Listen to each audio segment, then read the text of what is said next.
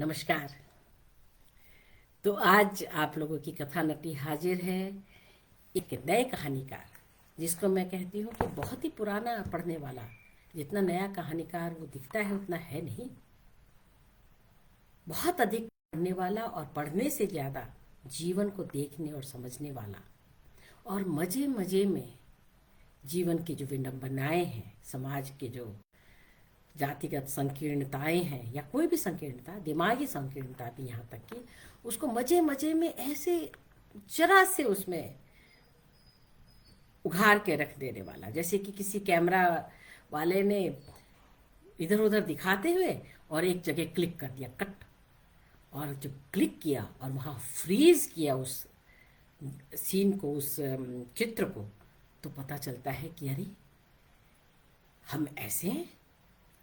और ये सारी कहानियाँ जो कुंदन यादव ने लिखी हैं, गड़ासा गुरु की शपथ, ये राधा कृष्ण प्रकाशन से छपी हुई किताब है और पिछले ही वर्ष आई है। वैसे आना तो इसको पहले ही था, 2 साल 2.5 साल करीब ये पब्लिकेशन में पड़ी रही, क्योंकि कोरोना की वजह से। अन्यथा आप लोग की कहानियाँ पहले ही पढ़ते। और मैं सब लोगों से कहूँ कि जो भी मुझे सुन रहा है कि इन कहानियों को एक बारी हाथ में लेकर तो देखिए, रख दे वापस बिना एक कहानी पूरी किए हुए तो कहिएगा, मुझसे बताइएगा कि हमने तो वापस रख दिया था जी, हम कहानी नहीं पढ़ पाए। अगर आप कहानी नहीं पढ़ पाए और आपने बीच में रखा तो फिर से सोचिएगा कि ऐसा क्यों किया मैंने। और उसमें बहुत से सवाल होंगे। हो सकता है कोई सवाल ऐसे भी हो जो आपको ये बताए कि आप बहुत ही असुविधा महसूस कर रहे थे, कहीं ना कहीं अनेक प्रश्न सांप की तरह आपको काट रहे थे, इसीलिए आपने कहानी छोड़ दी बीच में।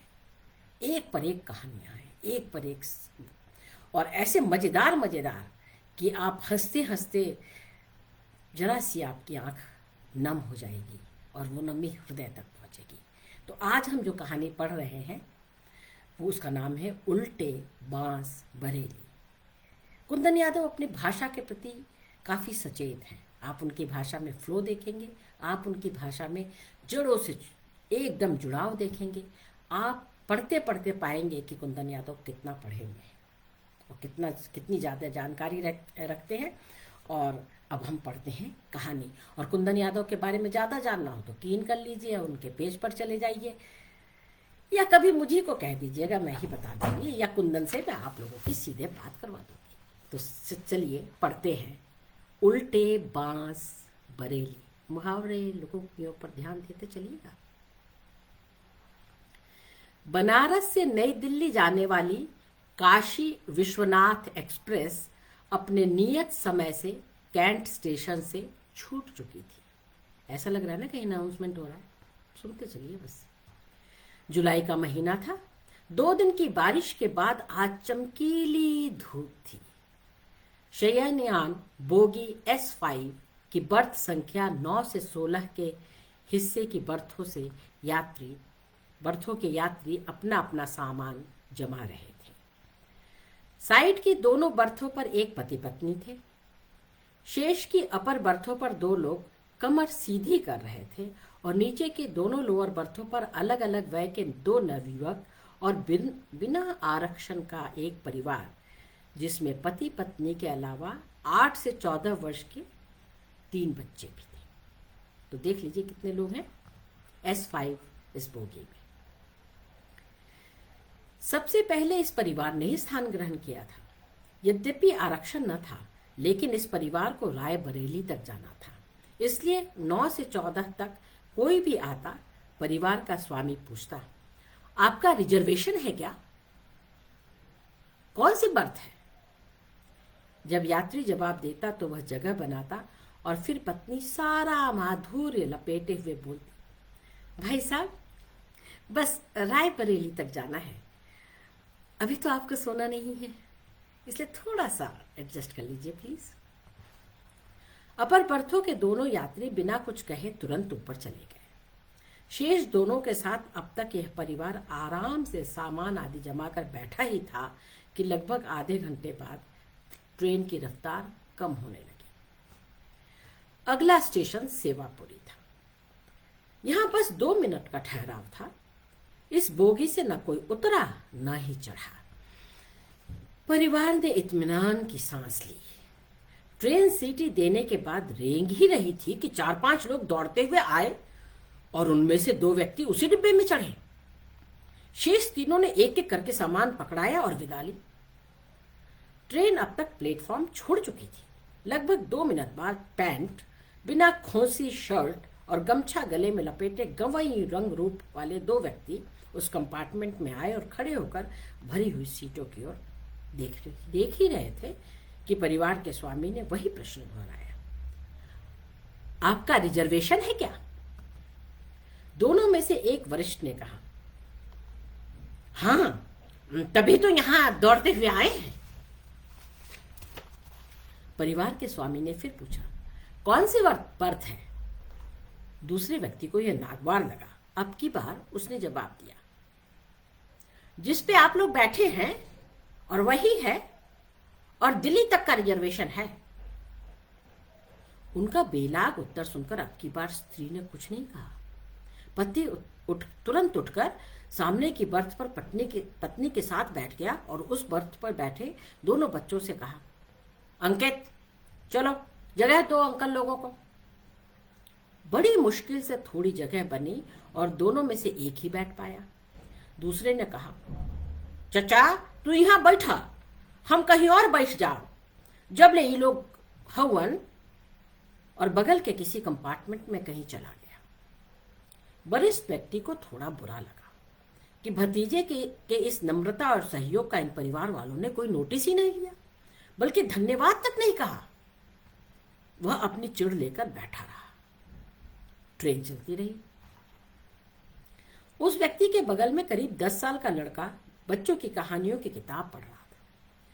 वह भी ऊब मिटाने के लिए बच्चे की किताब में देखकर पढ़ने लगा। बच्चे के पढ़ने की गति इस व्यक्ति से तेज थी। बच्चा जैसे ही पन्ना पलटता वह उसे रोक देता। 2-4 पन्ने पेज के बाद बच्चे ने किताब बंद की और उस व्यक्ति को पकड़ाते हुए कहा, अंकल आप ही पढ़ लीजिए, इतना दिन में हम नहीं पढ़ सकते। व्यक्ति हंसने लगा, फिर बोला, अरे भाई, हम कक्षा 4 तक पढ़े हैं, इसलिए थोड़ा पढ़ने में स्पिरिट कम है। स्पीड को स्पिरिट कहे जाने से बच्चे ने कहा, हाँ वो तो लग ही रहा है आपकी स्पीड से, और हिकारत से हंस दिया। व्यक्ति ने बुरा नहीं माना, लेकिन जब उसके मम्मी पापा भी दम्भ से मुस्कुराने लगे तो उसे कुछ बुरा लग गया।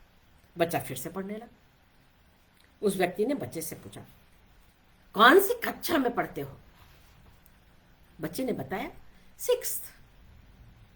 व्यक्ति ने फिर पूछा, ये कौन सी कक्षा है? अब कि उसके पापा ने कहा, 6ठी है भाई। अब इंग्लिश मीडियम वाले क्या जानेंगे 5वीं 6ठी, आप समझते हैं ना। इस पर पूरे परिवार ने मुस्कान के साथ हामी भरी। व्यक्ति समझ रहा था कि उसका मजाक बनाया जा रहा है, लेकिन उसने कुछ न कहा।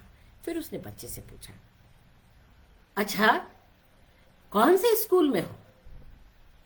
बच्चा बोला, स्प्रिंग डेज इंग्लिश स्कूल। व्यक्ति ने फिर कहा, और आपका नाम क्या है? बच्चे ने किताब में ही देखते हुए उत्तर दिया, शुभम चतुर्वेदी। व्यक्ति ने अगला सवाल दागा, और बाबूजी का क्या नाम है? अब कि बच्चे ने थोड़ा चिढ़ते हुए कहा, शरद चतुर्वेदी उनका नाम। और कोई सवाल? व्यक्ति ने बच्चे की चिढ़ महसूस की, लेकिन फिर से बोला, बेटा बाबूजी के नाम के आगे श्री लगाते हैं, श्री शरद चतुर्वेदी, ऐसे बोला करो। यह बात बच्चे के साथ उसकी मां को भी कुछ चुभ गई। मां ने बच्चे से कहा, शुभम, अपना परिचय तो तुम दे चुके, अब तुम भी अंकल का इंट्रोडक्शन जरा ले लो। बच्चे ने जैसे ही पूछा, आपका नाम क्या है? व्यक्ति ने उत्तर दिया, हमारा नाम राम सरन है। बच्चा कुछ और पूछता कि पिताजी बोल पड़े, शुभम, अंकल से पूरा नाम पूछो। बच्चे ने जैसे ही कहा अपना पूरा नाम बताइए, तो राम सरन ने कुछ अचकचाते हुए कहा, ये तो पूरा नाम ही है, राम शरण माने राम जी के शरण में जाने वाला। जैसे विभीषण लंका से भगाए जाने के बाद राम जी की शरण में गया था, राम शरण। बच्चे के पिता ने कहा, नहीं नहीं, ऐसे पूरा नहीं है, जैसे पूरा नाम है शुभम चतुर्वेदी। राम शरण को समझते देर न लगी कि परिवार उनकी जातिगत अवस्था के परिचय को उत्सुक है। फिर भी उसने कहा, वैसे तो राम ही कह देने से पूरा माने समझ आता है, लेकिन अब आप लोग टोक ही रहे हैं तो बता दें हम कि हमारा नाम राम शरण है और बाप का नाम मंगरू, जात डोम, पेशा मुर्दा फूकना, बनारस के हरिश्चंद्र घाट पे रहते हैं। राम शरण के वाक्य पूरा करते ही पूरा परिवार जैसे सत्ते में आ गया। अचानक सन्नाटा छा जाने के से सिर्फ पटरियों की खटखट की आवाज सुनाई दे रही थी। थोड़ी देर में भदोही स्टेशन आ गया। राम शरण ने अपने भतीजे सुरेंद्र को आवाज लगाई और चाय पीने के लिए नीचे उतर गए। लगभग 5 मिनट बाद जब राम शरण और सुरेंद्र वापस आए तो देखा उनकी पूरी बर्थ खाली पड़ी थी और वह परिवार अगल बगल के कंपार्टमेंट में बिखर के बैठा था। सुरेंद्र ने कहा भी, कहाँ है चचा, कहाँ गया नहीं लोग? फिर बगल की साइड सीट पर एक सोए हुए व्यक्ति के पैरों के पास थोड़ी सी जगह पर बैठे लड़के को देखते हुए कहा, चचा, ओ लड़कवा तो वही हवा, काहे उठ गई लन? राम शरण ने इतना कहा, अब जेके जहां जाए के रहल गयल कि तू सब का ठेका ले ले हुआ। चला पहले बैग से लुंगी और चदरा निकाला। इतना कहकर राम शरण ने अपनी कमीज उठाकर उतार करके हुक पर टांग दिया। वे आधी बांध के बनियान और पैंट में खड़े थे और कि शेष यात्री हड़बड़ा से गए। इसके बाद लुंगी मिलते ही उन्होंने कमर पर लुंगी लपेटी और एक झटके में पतलून को कमीज के साथ टांगा और लुंगी को कस के बांध लिया। इसके साथ ही जूता निकालकर एक पुरानी हवाई चप्पल पहनकर बैठते हुए बोले, अब आराम मिलल हवा। उनकी इस वेशभूषा से सभी अगल बगल वाले भौचक्के से रह गए, लेकिन कोई कुछ न बोला। साइड बर्थ वाले पति पत्नी मन ही मन कुछ बुना रहे।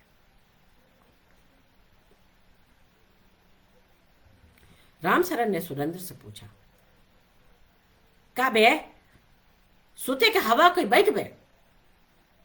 सुरेंद्र ने कहा, नहीं वही जात है जहां रह ली, वहां कुछ अपने मेजॉरिटी वाले लोग हवन। राम शरण ने इतना ही कहा, जो वहां बैठा, लेकिन प्रतापगढ़ आई तो जगह दिया, आलू चाप खायल जाए। और इसके बाद वे चादर तान के सो गए। हल्के फुल्के खर्राटों से किसी को कोई दिक्कत ना थी, लेकिन बाकी लोगों को उनका दिन में नीचे की पूरी बर्थ पर फैलकर सोना कुछ अजीब लग रहा था। यद्यपि राम शरण की योजना प्रतापगढ़ तक नींद लेने की थी, लेकिन ट्रेन के प्रतापगढ़ पहुंचने से पहले ही टीटी की आवाज ने उनकी तंद्रा भंग की। सबका टिकट देखने के बाद टीटी ने उन्हें हिलाते हुए आवाज लगाना शुरू किया, अरे भाई राम शरण पटेल, सुरेंद्र पटेल कहाँ है? झकझोरे जाने पर आंखें मलते हुए राम शरण उठे और खिड़की की हुक पर से लटकी पैंट शर्ट की जेबें कुछ देर तलाशते रहे। टीटी ने कहा, जल्दी करो, देर हो रही है। उन्होंने प्रतिवाद किया, 4 स्टेशन तक हम इंतजार किए, तब आप गायब रहे, अब देर हो रहा है। यह कहते उन्होंने टिकट दिखाया। टीटी ने, दूसरा आदमी कहाँ है? जवाब मिला, घूम रहा होगा यहीं कहीं, प्रतापगढ़ में आएगा तो आपको पैसे भेज देंगे। टीटी मुंह बनाकर आगे बढ़ गया। राम शरण ने लंबी जमाई ली। राम राम।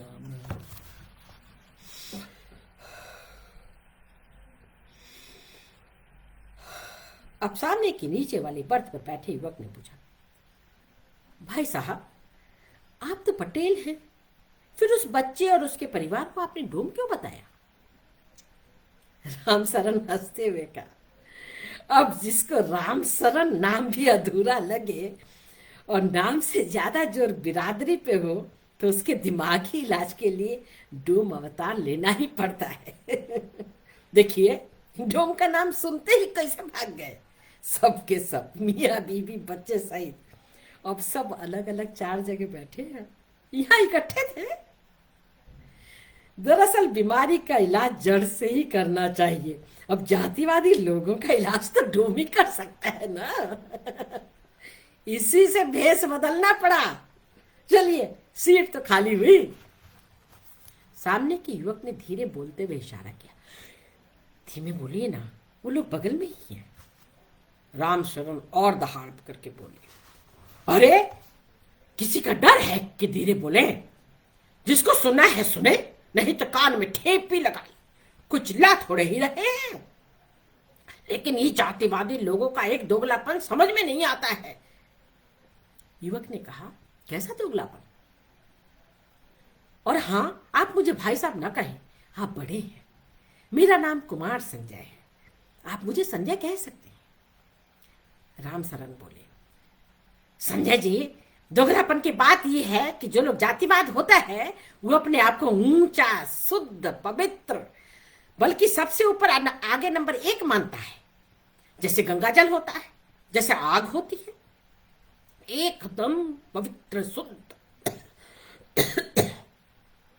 गंगा तो सभी पापों का नाश करती है, आग सभी अशुद्धि को जला देती है, लेकिन यहां छूत लग जाता है।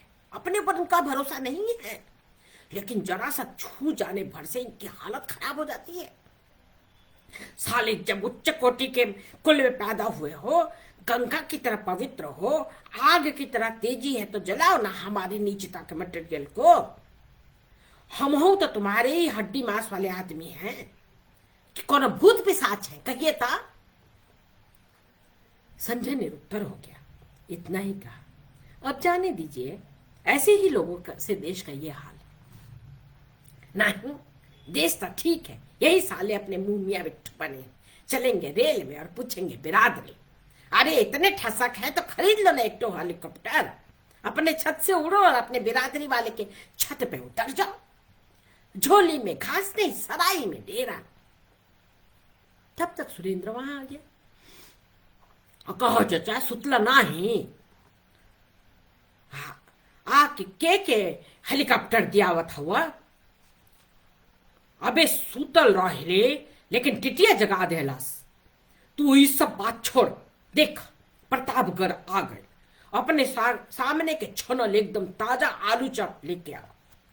संजय की इस तरफ इशारा करते हुए बोले, इनके बदे भी एक पत्ता ले आया, चाय हम खिड़की में से ही ले ले।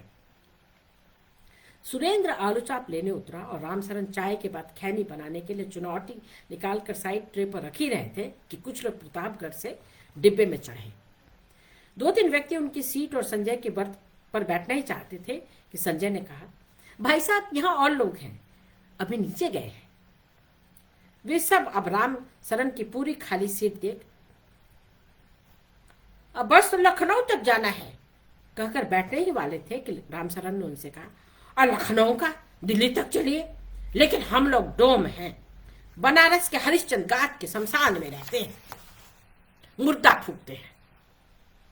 अगर हमारे हाथ से छुआने में दिक्कत ना हो तो स्वागत है। फिर तिरछी तरफ इशारा करके बोले, वो जब भाई साहब है ना, यही ताव से पालती मार के बैठे थे पूरे परिवार सहित, लेकिन हमारा परिचय मिलते ही लपक के भाग गए। अब देखिए आधा पिछवाड़ा हवा में टिकाए हैं, इधर आ ही नहीं रहे हैं। यह सुनते ही तीनों में से 2 आगे बढ़ गए। एक व्यक्ति वहीं रुक गया, बोला, अरे भाई हम ऐसे नहीं हैं, आप अगर कहें तो बैठ जाए। रामशरण ने उसको आदर से बिठाया। तब तक सुरेंद्र आलू चाप लेकर आ गया। रामशरण ने एक चाय वाले से 4 चाय ली। चाय वाले को बीच बीच में कुल्हड़ को पूरी तरह भरने की हिदायत देते रहे। संजय के अलावा नए व्यक्ति को भी चाय और आलू चाप दिया गया। गाड़ी अभी चली ही थी कि अगले स्टेशन चिलबिला पर रुक गई। आधे घंटे रुकी रही। जुलाई की उमस और पंखे की धीमी गति से सभी व्याकुल थे। संजय ने कुछ खींचते हुए कहा, एकदम बकवास ट्रेन है ये काशी विश्वनाथ, एक तो साला 40 जगह स्टॉपेज है, फिर भी कहीं भी खड़ी हो जाती है। डल्लू में 1.5 सेरा, 50 जगह रोक कर भी मन नहीं भरता है। इससे बढ़िया श्रमजीवी के में टिकट लिए होते। राम शरण ने वाक्य पूरा होते ही कहा, अरे भैया, बाबा विश्वनाथ जी जैसे सब पे कृपा कर बरसाते हैं, वैसे ही उनके नाम की ट्रेन भी सबको लेकर चलती है। बाकी रेलगाड़ियां भले लेट हों, लेकिन हम तो हमेशा देखे हैं कि सुबह होते ही तिलक ब्रिज पे ठिका देती है। चाहे कोई का ऑफिस हो या व्यापार, हर आदमी आराम से अटेंड करता है। कानपुर रोड से आइए तो कई बार साले 5-5 राजधानी क्रॉस कराने के चक्कर में सबको लेट करवा देते हैं। संजय ने कुछ और मुड़कर कहा, पहले ही 17-18 घंटे लेती है, सबसे 5-6 घंटा ज्यादा, और आप राइट टाइम की बात कर रहे हैं। मतलब क्या चाहते हैं, पैसेंजर वाला हाल हो जाए? रामशरण ने पुनः कहा, अच्छा मान लीजिए शाम को शिव गंगा या पूर्वाही पकड़नी हो, तो आप उस दिन खाना कितने बजे खाएंगे? वही 12-1 बजे। और उसके बाद क्या करेंगे? अरे थोड़ा सामान वामान की पैकिंग करेंगे, कुछ देर आराम करेंगे, फिर शाम को चाय पीकर स्टेशन, और क्या करेंगे? हाँ, तो ये वही काम यहां कर लीजिए। रामशरण ने कहा, 1 बजे भोजन, 2 बजे काशी विश्वनाथ में सवार होइए, 2-2.5 घंटा तान के सोइए, 4:30-5 बजे प्रतापगढ़ में बढ़िया आलू चाप और एक पूर्वा भर स्पेशल चाय। इसके बाद घर में से वैसे भी निकलेंगे गाड़ी धरने के लिए। इसका मतलब ये हुआ कि खाली सामान पैकिंग करने के लिए आप राजा गाड़ी को गरिया रहे हैं। अरे सामान 1 दिन पहले पैक कर लीजिए, और ज्यादा सामान तो आपके पास है नहीं, खाली एक एयर बैग लिए है, और उस पर इतना टेंशन। अरे मर्द, यहाँ देखिए, हम तो अपने बिटिया के यहाँ इसी गाड़ी में 2-3 कुंटल खिचड़ी लाद के गाजियाबाद में टिका देते हैं, जिसमें 50 किलो नई का चाउर, 20-25 किलो नई का गुड़, 4-5 पचेरी छीमी, नई का आलू 1 मन, और सब अगरम भगरम बढ़ा रहता है। अरे मस्त रहिए। तब तक ट्रेन चिलबिला से चलने लगी। बाप रे, इतना सामान आप ले जाते हो, वो भी ट्रेन में? खैर सामान छोड़िए, लेकिन स्टॉपेज बहुत है। संजय बोला, तो ठीक तो है, इतना स्टॉपेज नहीं होगा तो 3 बजे भोर में ही दिल्ली पहुंच जाएंगे। जल्दी जाके कोनो संसद में भाषण देना है क्या? स्टॉपेज ज्यादा है तो ठीक है, जगह जगह पानी भर सकते हैं, बढ़िया चाय पी सकते हैं, ताजा खाने पीने का सामान ले सकते हैं। स्टेशन पे कम से कम ताजी पूरी तो छंती मिलेगी। जानते हैं, ये पेंट्री वाले साक्षात डाकू हैं। यह साले प्लास्टिक की ट्रे में देंगे खाना, और खाने के बर्तन वहीं पे खाने के दरवाजे के पास जमा कर देंगे। अब बिना धोए अगली का ऐसे भरोसा ना हो तो आप खाने के करीब 10-11 बजे पेंट्री में जाइएगा। अरे कोई भी स्टाफ ये प्लास्टिक में नहीं खाता है, सब साले स्टील की थाली में खाते हैं। हमको आपको मुट्ठी भर दाल चावल भात दे देंगे और आपके नड़ के भकोसेंगे। चलिए, लखनऊ के बाद आपको असली तस्वीर दिखाते हैं हम। संजय अब सोच रहा था कौन इनसे मुंह लगे, उनकी हर बात काट रहे थे। उसने खिड़की के बाहर देखा, दोनों तरफ खेत थे। सूरज अब लाल होकर अस्त होने वाला था, मौसम की तपिश कुछ कम हो गई थी। वह सूर्यास्त की प्रतीक्षा कर ही रहा था कि ट्रेन फिर रुक गई। उसने अब रामशरण को छेड़ने के अंदाज में कहा, देखिए अब यहाँ फिर रुक गई। यहाँ तो स्टेशन भी नहीं है कि क्रॉसिंग की संभावना भी नहीं, न ही बोतल में पानी भरने या चाय पानी का जुगाड़। अब तो आप कहेंगे ना कि फालतू ट्रेन है ये, जहां नहीं तहां खड़ी कर दी जाती है। रामशरण ने काफी सदैव अंदाज में कहा, देखिए संजय बाबू, चलना रुकना तो ट्रेन का काम ही है। आप चाहे खुश हो या दुख, परेशान होकर भी आप कुछ नहीं उखाड़ लेंगे रेलवे का। इसलिए अपना माथा ठंडा रखने में ही भलाई है। रही बात फिजूल में कहीं भी रुकने की, आपके लिए हो सकता है फिजूल। हम तो सामने के झाड़ से 2 ठो बबूल का दत्तवन तोड़ने जा रहे हैं। ऐसा ताजा दत्तवन तो स्टेशन पर मिलेगा नहीं। दत्तवन बेचने वाले साले पुराना तोड़ा हुआ बासी तिबासी दत्तवन बेचते हैं, ठीक से कुछ आता भी नहीं है। कहते हुए रामशरण बोगी से नीचे उतर गए और रेलवे लाइन की ढलान पर लगे बबूल की झाड़ियों से टहनियां तोड़ने लगे। उनकी देखा देखी कुछ और लोग बोगियों से नीचे उतर गए और बबूल की झाड़ पर टूट पड़े। लगभग 5 मिनट में रामशरण बबूल की 2 टहनियां ले आए, अपनी सीट पर बैठकर उसके पत्ते और कांटे अलग करने लगे। संजय ने कहा, अगर सारी ट्रेनें ऐसी रुकती रहीं तो रेलवे के आसपास की हरियाली भी न बचेगी। देखिए, आपने शुरुआत क्या की, अब लोग झुंड के झुंड दातुन तोड़ रहे हैं, लगता है पूरा पेड़ ही खत्म कर देंगे। रामशरण शांत भाव से बोले, बाबू, ये धरती मैया जरूरत का सब देती है। दतवन टूटने से कोई फर्क नहीं पड़ता, पेड़ जब तक धरती से जुड़ा है खत्म नहीं होगा। खेत के खेत नीलगाय चढ़ जाती है, कीड़े मकोड़े चूहे खा जाते हैं, बाढ़ सूखा भी आ जाता है, लेकिन फिर भी सबका पेट किसी ना किसी तरह से भर जाता है ना। फिर अचानक मुस्कुराते हुए छेड़ने के अंदाज में बोले, ये तो काशी विश्वनाथ के में बैठे हैं तो दतवन भी नसीब है, नहीं तो नीलांचल और राजधानी में तो ये बबूल का पेड़ भी नहीं दिखाई देगा। जय हो काशी। इस मस्ती को देखकर संजय ने इतना ही कहा, मान गए चाचा आपको, आप धन्य। हमें काशी विश्वनाथ एक्सप्रेस से कोई शिकायत न थी, न अब रहेगी। इतने जल्दी रहेगा तो बनारस से हवाई जहाज ले लेंगे, लेकिन अगर रेल से जाना हुआ तो बस इसी में जाएंगे। रामशरण ने कुछ सकुचाते हुए, पहली बार सकुचाए वो, इतना ही कहा, अरे हम न कहा धन्य है, बस बात करी हम खर्रा, गोली लगे चाहे छर्रा। जिंदगी जल्दबाजों के लिए नहीं है, लीजिए एक दतवन आप भी लीजिए।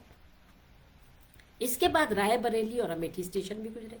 उजाला पूरी तरह खत्म हो चुका था और ट्रेन पूरी गति से लखनऊ की तरफ भाग रही थी। रामशरण ने कुछ देर में सुरेंद्र से सुरती बहाने को कहा। सुरेंद्र ने सुरती न खाने को हिदायत देते हुए कहा, अब सुरती तंबाकू छोड़ दो, नहीं तो कैंसर हो जाए।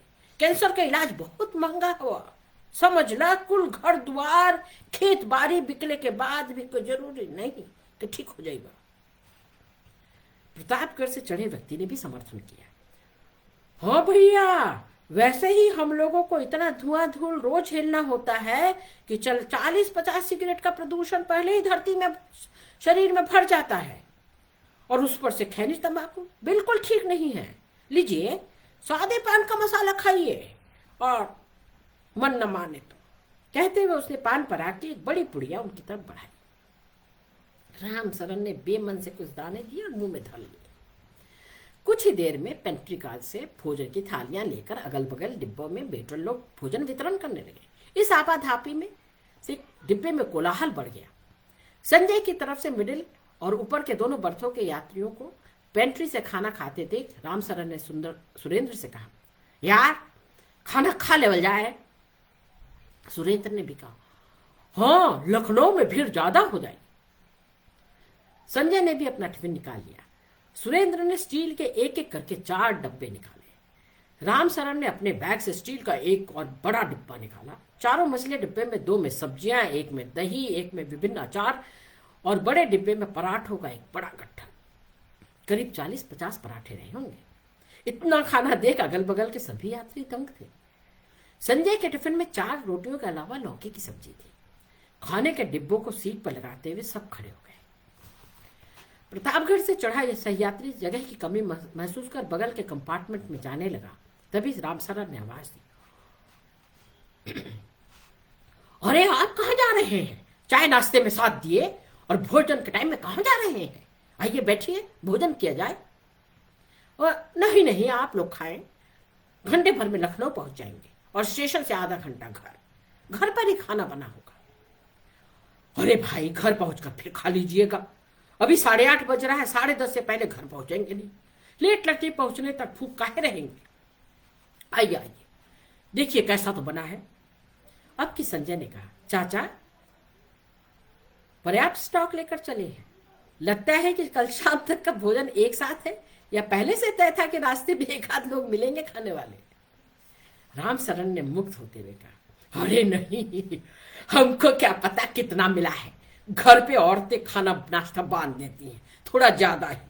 अभी तो नमकीन और ठोकवा भी है, अब सब सोचती है कि परदेश जा रहे हैं, लंबा रास्ता है, मन उदास हुआ तो दो ठकुआ या पराठा खा के पानी पी लेंगे, इसलिए थोड़ा ज्यादा खाना दे देती है। प्रतापगढ़ वाले सहयात्री ने प्रशंसा की, वाह क्या बात है, क्या संस्कार है। संजय फिर पूरी तरह झेल गया, बड़ा अजीबोगरीब उत्तर है। मन हुआ पूछे कि उदासी और भूख में क्या संबंध है, लेकिन वह चुप ही रहा। इस बीच सुरेंद्र ने राम सरन के इशारे पर 2 पराठे और कुछ सब्जी संजय के प्लेट में डाल दी। सुरेंद्र प्रतापगढ़ के सहयात्री को भोजन देने के लिए कुछ सोच ही रहा था कि राम सरन ने कहा, अबे एनहो के दे, वही तो सोचत हई कि मैं दे, कहीं से अखबार मांग के ले आवत हई। अबे काप खाए के बखत अखबार कहाँ खोजबे, पराठवा के डिब्बा के ढक्कन प्लेट बराबर हवा, वही में दे दे। अचार सबके देवे के बाद पराठा पे रख दो और इस छुटका डब्बा में दही दे दे। दही वाले टिफिन में हम लोग खाए ले। सुरेंद्र ने राम सरन के आदेश का अक्षर पालन किया और खुद भी खाने लगा। भोजन के दौरान प्रतापगढ़ वाले सहयात्री ने देसी घी के पराठों और दही की तारीफ की। रामसरन और सुरेंद्र इस तारीफ से फूले न समाये। बीच बीच में रामसरन कभी उसे और कभी संजय को और पराठे देने का आग्रह करते रहे। प्रतापगढ़ का यात्री खूब चटखारे ले लेकर खा रहा था। ढक्कन और अचार वाले डिब्बे को उसने उंगलियों से चाट करके साफ कर दिया। तो अभी रामसरन ने सवाल किया, रहने वाले आप कहाँ के हैं? प्रतापगढ़ के? नहीं भाई साहब, लखनऊ के हैं। प्रतापगढ़ में एक रिश्तेदारी में आए थे। लखनऊ में कहाँ रखते हैं? मुंशी पुलिया पे घर है बाप दादों का। एक जमीन भी लिए हैं गोमती नगर में, अभी नींव ही बनी है। कुछ ठीक ठाक कमाई हो जाए तो पूरा मकान भी बने। यह कहते हुए व्यक्ति भोजन समाप्त करके बोला, अभी जरा इनको धोकर लाते हैं। कहकर दोनों बर्तन लेकर डब्बे के दरवाजे के पास वॉश बेसिन की तरफ जाने लगा। रामसरन खा रहे थे। उन्होंने तुरंत टोका, अरे नहीं, बस रहने दीजिए, केवल हाथ धो लीजिए, सब एक साथ कल गाजियाबाद में धुलेगा। अरे नहीं, अच्छा नहीं लगता। अरे रहने दीजिए, बात सुनिए तो सही, बस आप हाथ धोएंगे, सब एक साथ मजा आ जाएगा, कोई फॉर्मेलिटी नहीं, देखिए दिल से कह रहे हैं। इसके बाद सहयात्री वॉश बेसिन तक गया, हाथ मुंह धोकर वापस आया और एक बार फिर उसने भोजन और खास करके मलाईदार दही की तारीफ करते हुए धन्यवाद कहा।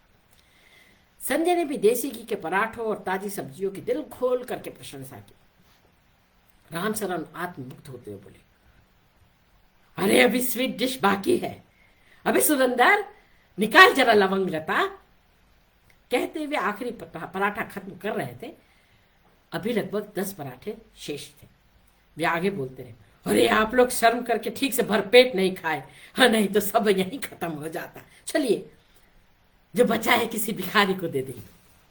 लवंग लता के पैकेट में गत्ते के कुछ दोने हलवाई ने रख दिए थे, अतः मीठा देने में कोई दिक्कत न हुई। मीठा खाते ही प्रतापगढ़ वाली सहयात्री ने कहा, ऐसा लवंग लता लखनऊ में नहीं मिलता, खोआ भी बहुत ताजा है भाई। बनारस में खाने की बात अलग है, लखनऊ में मुगलई खाने के आइटम ज्यादा है, लेकिन क्वालिटी नहीं है। आज आपने दिल जीत लिया, बस मसान बाबा की कृपा रही तो गोमती नगर वाला मकान बनने पर आपको जरूर बुलाएंगे। आखिर हम भी तो लखनवी खातिरदारी का मौका मिलना चाहिए। राम सर ने ठाका लगाते हो क्या, अरे जरूर आएंगे भाई, जरूर आएंगे, भगवान करे आपका मकान जल्दी बने। सहयात्री ने कहा, बस आपके मुंह में घी शक्कर, अब तो काफी कुछ बन गया, लेकिन जब से नगर निगम वाले विद्युत सवदागृह लगा दिए हैं, तब से कमाई में भारी गिरावट आ गई है। ऊपर से ये ग्रीन ट्रिब्यूनल वाले आप अलग नोटिस भेजते रहते हैं। रामसरन ने हड़बड़ाते हुए पूछा, क्या मतलब? हमको समझे नहीं। क्या मतलब हमको समझे नहीं? सहयात्री ने कहा, भाई साहब आप लोगों का खानदान बड़ा है, काशी के डोम राजा की पूरे जगत में पहचान है, और आपके यहाँ 24 घंटे लाइन लगी रहती है। काशी जी का महात्म्य भी तो बड़ा है कि अगल बगल के जिलों के मुर्दे भी लगातार आते रहते हैं। अब आप लोग से हमारा क्या मुकाबला? एक तो लखनऊ में 3-3 वैकुंठ धाम बन गए हैं, बाहर से कोई आवक नहीं है। लोग गांव में ही भूख ताप करके खाली अस्थि विसर्जन के लिए गोमती जी आते हैं, और उसमें भी पंडितों की कमाई होती है।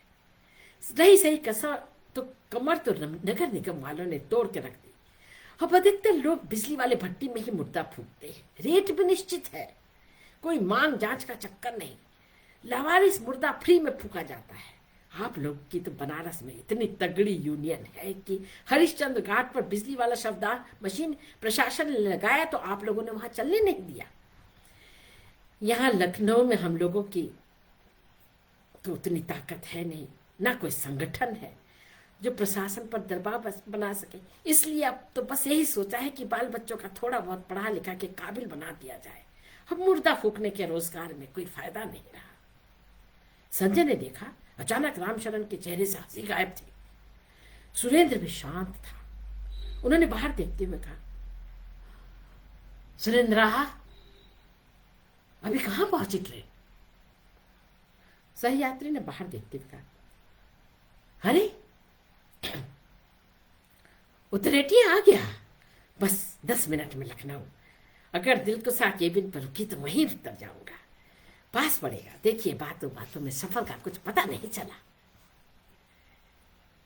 इस बार राम सर ने सिर्फ कहा।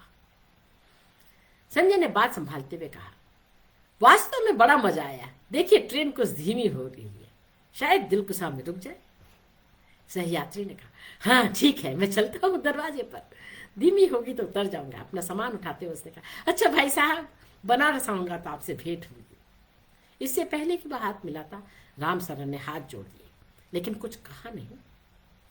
दिलकुशा में उतरने के बाद उसने प्लेटफॉर्म से रामसरन को देखते हुए हाथ हिलाया, लेकिन रामसरन जानबूझ करके दूसरी तरफ देखने लगे।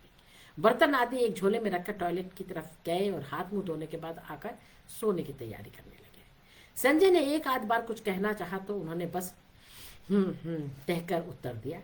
उसने रामसरन के अचानक इस व्यवहार परिवर्तन को गहरे से महसूस किया।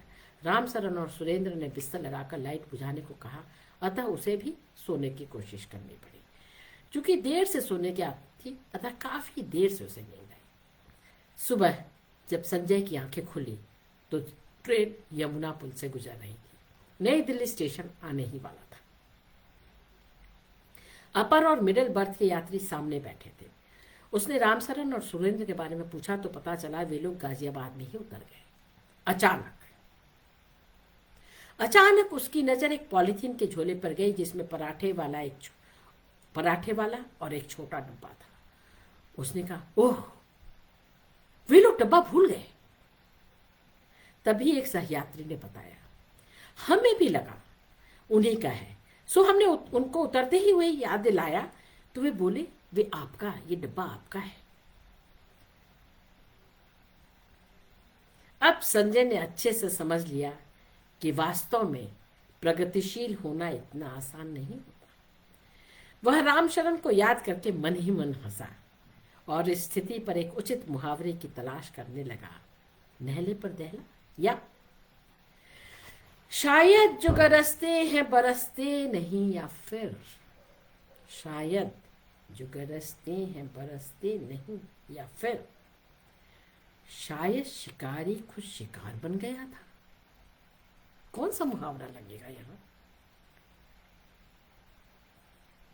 डब्बा पराठे वाला बड़ा और दही वाला छोटा। उस सीट पर कोने में पॉलीथीन में पड़ा हुआ वो दोनों डब्बे मुंह चढ़ा रहे।